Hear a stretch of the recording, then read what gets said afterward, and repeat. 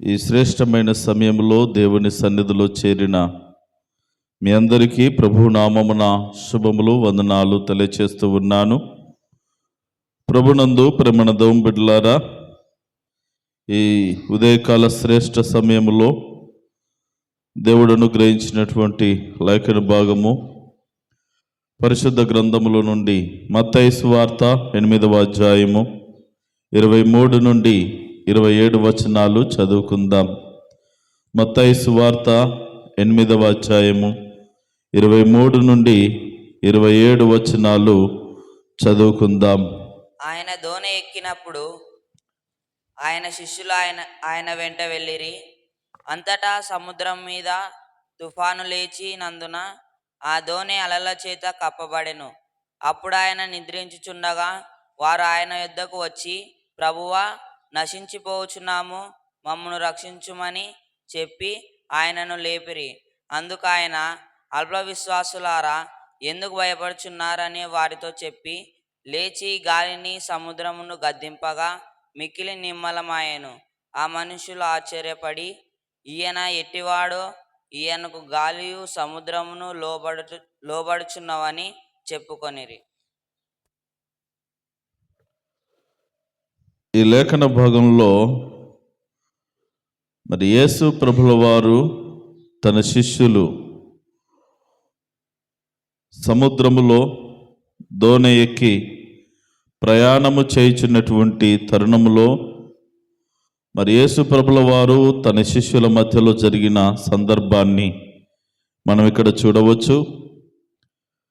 యేసు ప్రభుల వారు శిష్యులతో పాటు ఆ దోణి ఎక్కి ఆ సముద్రంలో ప్రయాణము చేయుచుంటుండగా మరి అకస్మాత్తుగా చిన్న పెను తుఫాను వచ్చింది.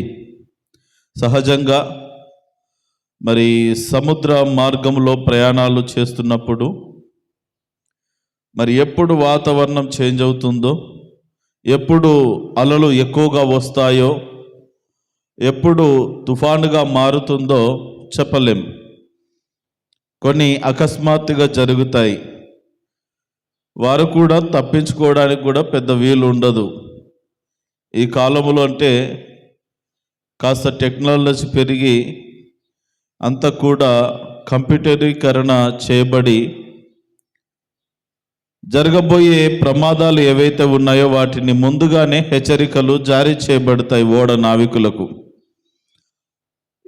వీళ్ళు వెళ్ళేది, యేసుప్రభుల వారు తన శిష్యులు వెళ్ళేది చిన్నపాటి ఓడలో, దోణిలో వారు ప్రయాణము చేస్తున్నారు గనుక వారు దాని నుండి తప్పించుకోవడానికి ఎడుదిరిగి వీలు లేదు. అయితే జ్ఞాపకం చేసుకోవాలి, మరి తుఫాను అనగానే, పెద్ద అలలు అనగానే ఓడ వారు వెళ్ళుచున్నటువంటి ఆ పడవ అతలాకుతలమవుతూ ఉంటే ఎవరికైనా కాస్త కష్టతరముగానే ఉంటుంది. అందులో ఏ విధమైన సందేహము లేదు. అయితే జ్ఞాపకం చేసుకోవాల్సిన ప్రాముఖ్యమైన విషయం ఏంటంటే, ఈ 12 మంది శిష్యులతో పాటుగా యేసు ప్రభుల వారు కూడా ఉన్నారు. ఇదివరకే వారు అనేక అద్భుతాలను యేసు ప్రభుల వారు చేయగా చూశారు. కుష్ఠరోగులను బాగు చేశాడు, చనిపోయిన వారిని లేపాడు. అదే విధముగా మరి 5 రొట్టెలు 2 చేపలు 5,000 మందికి ఆహారముగా పంచిపెట్టాడు. అనేక మంది అంగవైకల్యము కలిగిన వారికి పరిపూర్ణమైనటువంటి స్వస్థతనిచ్చాడు. మరి ఇంతగా యేసుక్రీస్తు ప్రభుల వారు అనేక మంది స్వస్థపరిచినప్పటికీ, అనేక మందిని బాగు చేసినప్పటికీ, గొప్ప గొప్ప అద్భుతాలు చేసినప్పటికీ, ఆ చిన్నపాటి పెను తుఫాను, ఆ ప్రమాదము వారికి ఎదురు కాగానే శిష్యులలో గొప్ప భయము ఏర్పాటు చేయబడింది. జ్ఞాపకం చేసుకున్నట్లయితే 24వ వచనములో, అంతటా సముద్రము మీద తుఫాను లేచి, ఆ తుఫాను లేచినందున ఆ దోణి అలల చేత కప్పబడెను. అప్పుడు ఆయన నిద్రించుచుండగా. యేసు ప్రభుల వారు కాస్త విశ్రాంతి తీసుకుంటున్నటువంటి సమయం. యేసు ప్రభుల వారు ఎక్కువ శాతము రాత్రంతా ప్రార్థనలో గడిపి మరి దినమంతా కూడా పరిచర్య చేయుచుండువాడు. ఆయన నిద్రపోయేటటువంటి సమయము చాలా తక్కువ. ఇదిగో ఏదో ఇలా చిన్నపాటి ప్రయాణాలు చేస్తున్నప్పుడు ఒక కునుకు తీసేవాడు. వారందరూ ఉన్నారు కదా, మిగిలిన 12 మంది ఉన్నారు కనుక ఈ దరి నుండి ఆ దరికి వెళ్ళుటకు పూర్వము ఆ సమయములో కాస్త విశ్రాంతి తీసుకుంటానని యేసు ప్రభుల వారు నిద్రించుచున్నారు. వీరందరూ కూడా ఆ పెను తుఫాను ప్రారంభించబడగానే ఈ అలలు ఎక్కువగా ఎగిసి పడుతూ ఈ దోణిని కొడుతూ ఉన్నాయంటే ఇటు నుండి అటు నుండి దోణిలోనికి నీళ్లు వస్తూ ఉంటున్నటువంటి పరిణంలో జ్ఞాపకం చేసుకున్నట్లయితే యేసు ప్రభుల వారి దగ్గరికి వచ్చి పరిగెత్తుకొని వచ్చి,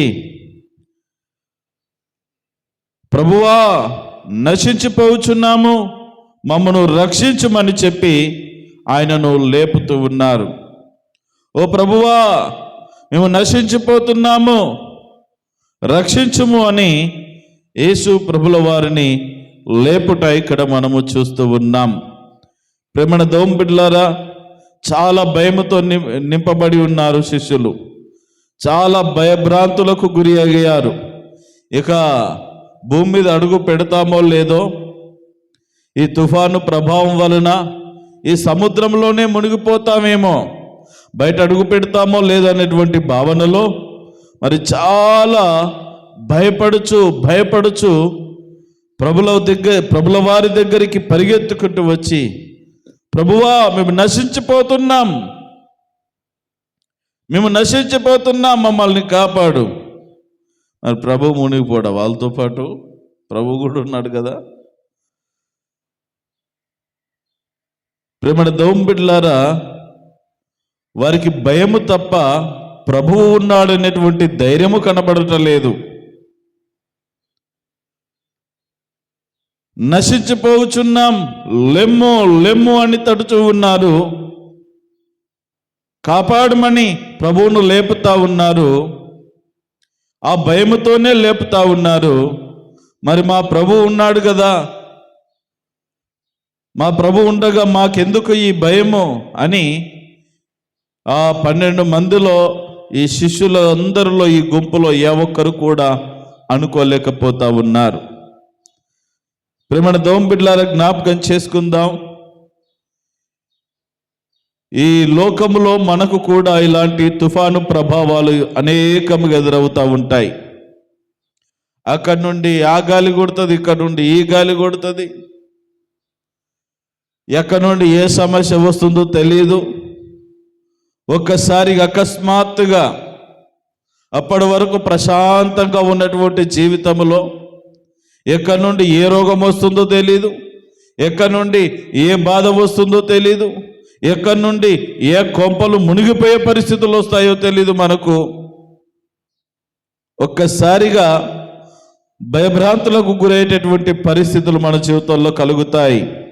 అయితే జ్ఞాపకం చేసుకోవాలి, నీ జీవితంలో ఎన్ని కష్టాలు నష్టాలు, ఇదిగో ఈ పాటి అలలు నిన్ను ముంచివేసే పరిస్థితి వచ్చినా నీతో పాటు నువ్వు సేవిస్తున్న దేవుడు యేసుక్రీస్తు ప్రభుల వారు నీతో ఉన్నాడు అనేటటువంటి ఆత్మీయ సత్యాన్ని ఎవరు కూడా మర్చిపోకూడదు.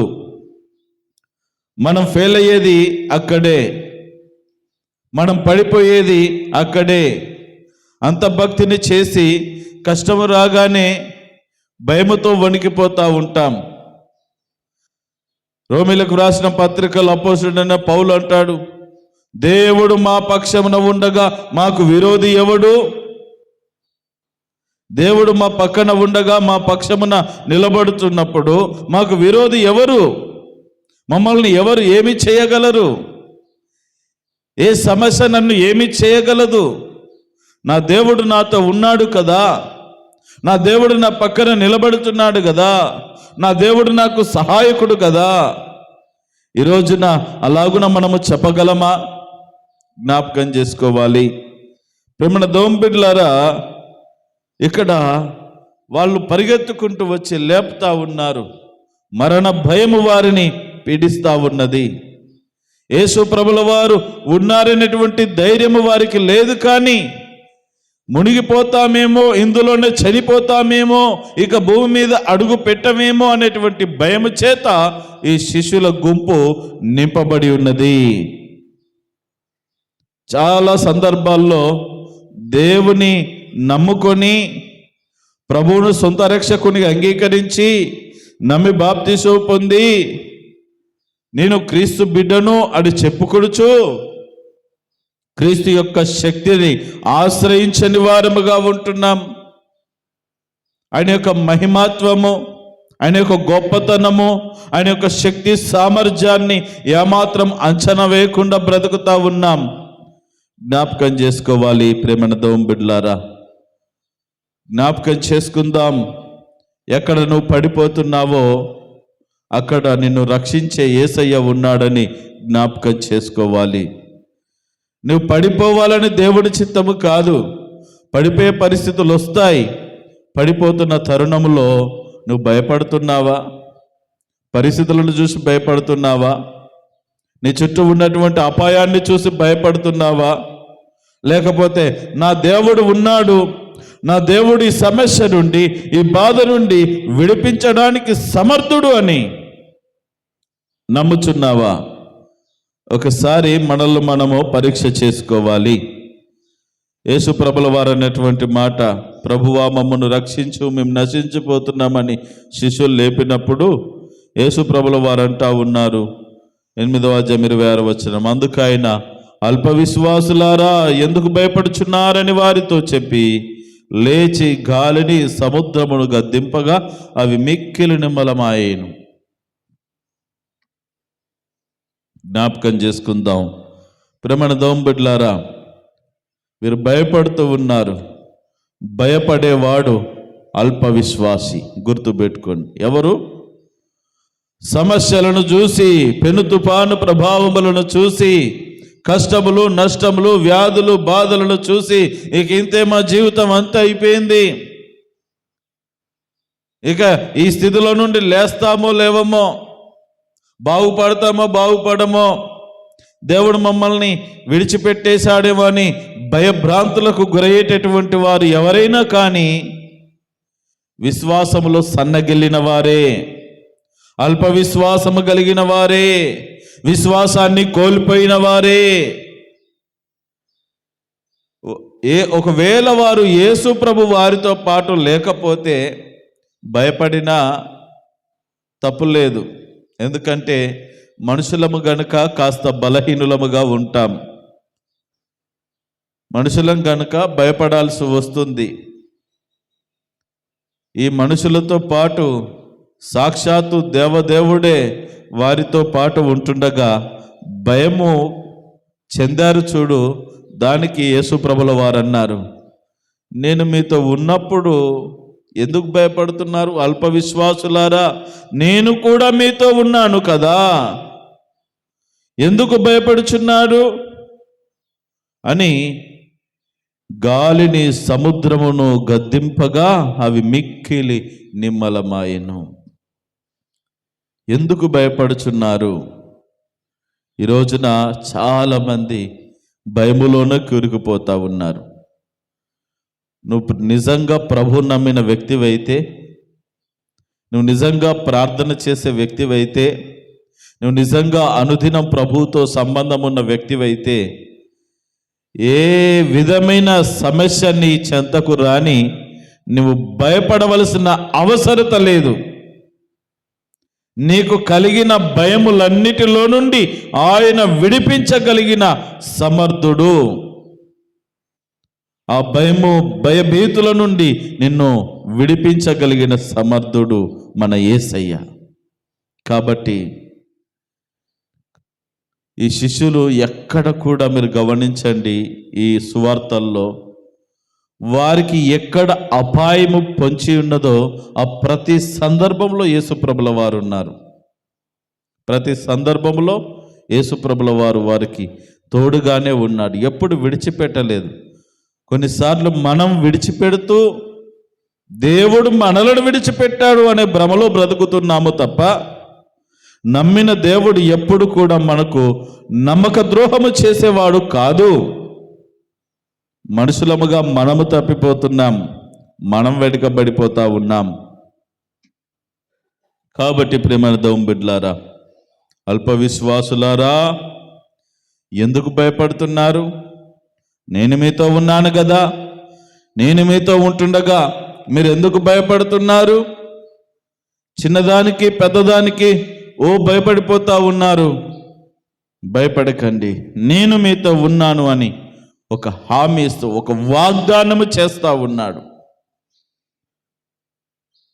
అయితే చివర్లో ఆ మనుష్యులు ఆశ్చర్యపడి, ఈయన ఎట్టివాడో, ఈయనకు గాలియు సముద్రములు లోబడుచున్నవని చెప్పుకొనిరి. శిష్యులకు ఇదొక కొత్త అద్భుతముగా కనబడుతూ ఉన్నది. ఇంతవరకు చేసిన అద్భుతాలు వేరు. ఇంతవరకు చేసిన అద్భుతాలు ఏంటంటే, చనిపోయిన వారిని లేపాడు, మూగవారిని, గుడ్డివారిని, కుంటివారిని, అలాంటి అంగవైకల్యం కలిగిన వారందరినీ బాగు చేశాడు, కుష్ఠరోగులను బాగు చేశాడు, జ్వరంతో బాధపడుతున్న వారిని బాగు చేశాడు, అందరినీ బాగు చేశాడు. కానీ ఈ రోగముల మీదనే ఈయనకు అధికారం ఉన్నది అని అనుకున్నారు. శిష్యులకు కూడా అంతవరకు తెలియదు. అంటే కేవలం మనుషులకు ఉన్నటువంటి ఆ రోగముల మీదనే యేసుప్రభుల వారికి అధికారం ఉన్నదేమో అని అనుకున్నారు. ఈ రోజున వాళ్ళకు అర్థమైంది, మనుషులకు కలిగిన రోగముల మీద, దయ్యముల మీద మాత్రమే అధికారము లేదు ప్రభువుకు, కానీ సముద్రమును అంటే సృష్టిని శాసించగలిగిన వాడు నా యేసు ప్రభువు అని అప్పుడు శిష్యులందరూ గుర్తించారు. ఈయన ఎంత గొప్పవాడు, ఈయనకు గాలియు సముద్రము కూడా లోబడుతున్నాయి. గాలి ఆగింది. గాలి నాపే వాళ్ళు ఎవరున్నారండి? సముద్ర పొంగు నాపే వాళ్ళు ఎవరున్నారండి ఈ లోకములో? ఏ సైంటిస్ట్ ఆపగలడు? ఏ టెక్నాలజీ ఆపగలదు? మొన్నటి వరకు పెద్ద మునిగిపోతా ఉన్నాయి కదా ప్రాంతాలు, ఎవరు ఆపగలరు? ప్రభుత్వాలు ఆపలేవు, అధికారులు ఆపలేరు. ఆపగలిగిన వాడు, సృష్టిని శాసించగలిగిన వాడు యేసు క్రీస్తు ప్రభుల వారు మాత్రమే. కాబట్టి జ్ఞాపకం చేసుకోవాలి. ఆ రోజున శిష్యులకు అర్థమైంది, ఇక మేము నిజంగా ఇలాంటి పరిస్థితి వచ్చినా మేము భయపడకూడదు. ఎందుకంటే మా ప్రభువు మాతో ఉంటాడు. మా ప్రభువుకు ఈ గాలి తుఫాను మీద కూడా అధికారం ఉన్నదని ఆత్మీయ సత్యాన్ని శిష్యులు ఆ దినమున గుర్తెరిగారు. ఈ రోజున నీవు కూడా నీ పరిస్థితులను బట్టి నీ జీవన యాత్రలో నీవు కూడా సముద్రం మీద ప్రయాణము చేస్తున్న పరిస్థితి నీ జీవితంలో ఉన్నదేమో. ఆ విధంగా నీవు కూడా భయపడుతూ, అయ్యో ఎక్కడ మునిగిపోతామో, ఎక్కడ పడిపోతామో, ఇక జీవితం అంతమైపోయింది అనేటువంటి భావనలో బ్రతుకుతున్నావేమో. అయితే జ్ఞాపకం చేసుకోవాలి, నువ్వు నమ్మిన దేవుడు నమ్మదగినవాడు, నిన్ను చేయి పట్టి లేపగలిగిన వాడు, నిన్ను చేయి పట్టి నడిపించగలిగిన వాడు, పెను తుపాలులలో నుండి, గాలి ప్రభావములో నుండి నిన్ను విడిపించి రక్షించి సంరక్షించగలిగిన వాడు. అట్టి దేవుని యందు పరిపూర్ణమైన విశ్వాసము కలిగి ధైర్యముగా ఉండండి. విశ్వాసములో వెనుకబడొద్దు, వాళ్ళలాగా అల్ప విశ్వాసులుగా ఉండొద్దు. నీ విశ్వాసాన్ని నువ్వు కాపాడుకోవాలి, నీ విశ్వాసాన్ని నువ్వు అభివృద్ధి పరుచుకోవాలి. విశ్వాసములో స్థిరముగా ఉండి ధైర్యముగా ప్రభువును సేవించుతున్నప్పుడు మనం భయపడాల్సిన అవసరం లేదు. వాళ్ళు అల్ప విశ్వాసులు అయ్యారు, అందుకే వాళ్లకు భయము వారి జీవితంలో చోటు చేసుకుంటా ఉన్నది. అందుకే ప్రభు అన్నాడు, ఎందుకు భయపడుచున్నారు అల్ప విశ్వాసులారా, మీరు ఎందుకు భయపడుచున్నారు? నేను మీతో ఉన్నాను కదా. నేను లేకపోతే మీరు భయపడితే అది వాస్తవమే, అది అంగీకరించవలసినదే. కానీ నేను ఉన్నప్పుడు కూడా మీరు భయపడుతున్నారే, ఇది అవిశ్వాసము కాదా, అల్ప విశ్వాసము కాదా? కాబట్టి నేను మీతో ఉన్నాను, మీరు భయపడొద్దు, ధైర్యంగా ఉండండి, విశ్వాసమందు స్థిరులుగా ఉండండి అని యేసు ప్రభుల వారి రోజున నీకును చెప్పుచున్నాడు. నీకున్నటువంటి పరిస్థితుల్లో నువ్వు కృంగిపోకు, వెనకబడకు, విశ్వాసములో తగ్గిపోకు, గట్టిగా నిలబడు, ప్రభు కొరకు నమ్మకముగా ఉండు. ఆయన నిన్ను ధైర్యపరిచి బలపరిచి నీ జీవితాన్ని స్థిరపరిచి గొప్ప స్థితిలో నిలబెడతాడు. అట్టి స్థితిగతులను, ఇలాంటి పెను తుఫానులన్నిటినీ యేసుక్రీస్తు ప్రభుల వారు మీ జీవితంలో నుండి కొట్టివేసి గొప్ప విశ్వాసాన్ని, ధైర్యాన్ని మీకు, మీ కుటుంబాలకు ప్రసాదించునుగాక. ఆమేన్.